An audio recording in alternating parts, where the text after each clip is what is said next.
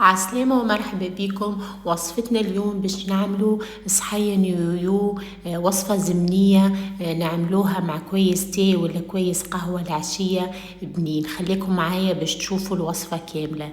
استخدمت كعب عظمة كهو بدرجة حرارة الغرفة، وباش نضيف عليها ساشي سكر فانيلا، وباش نضيف شوية فانيلا سائلة، ونحط 3 مغارف سكر ونركضهم بالقدا.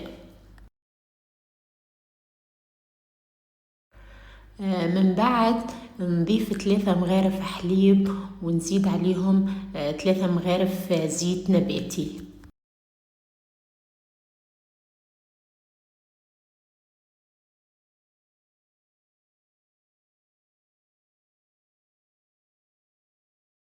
بعد ما خلطت المكونات الكل مع بعضها، باش نضيف كاس فرينة نغربلهم، ونضيف عليهم نص شي خميرة الحلويات اللي هي البيكنج باودر، ونعجنهم على طرف صوابعنا، ما نعجنش بالقدا.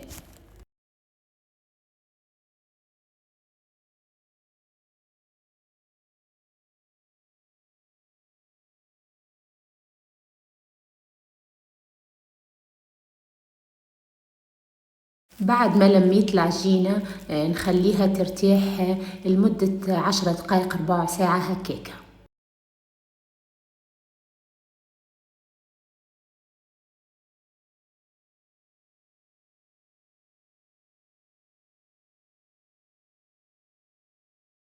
نجول مرحلة الشحور، حطيت كاس سكر باش نضيف عليه نص كاس ماء يكون بارد، ونحطهم على الغاز. بعد ما يغليو لمدة 10 دقائق نضيف عصرة القارص ونطفي عليهم. بعد ما ارتاحت العجينة حطيت شوية زيت وفردت العجينة، وباش نشكلوها بالطريقة هذه. وعندي غطاء باش نشكل بيه، تنجموا الغطاء اللي عندكم تشكلوا بيه اليويو متاعكم، ونكملوا نشكلوا بنفس الطريقة لين نكملوا العجينة كاملة.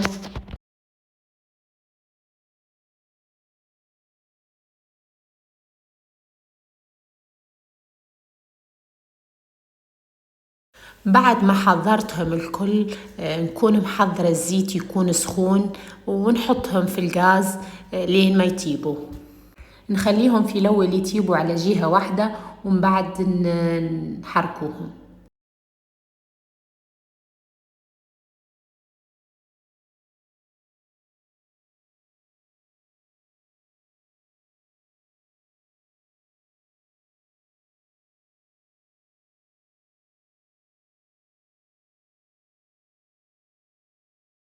نكملوا بنفس الطريقة لين ما نكملوا الكعبات الكل.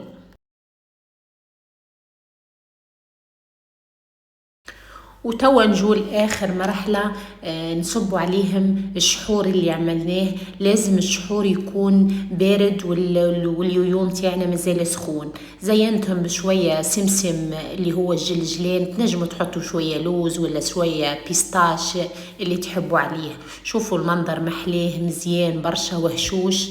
ما تنسيوش تشتركوا في القناة وتفعلوا الجرس باش يوصلكم كل وصفاتنا، وشكرا.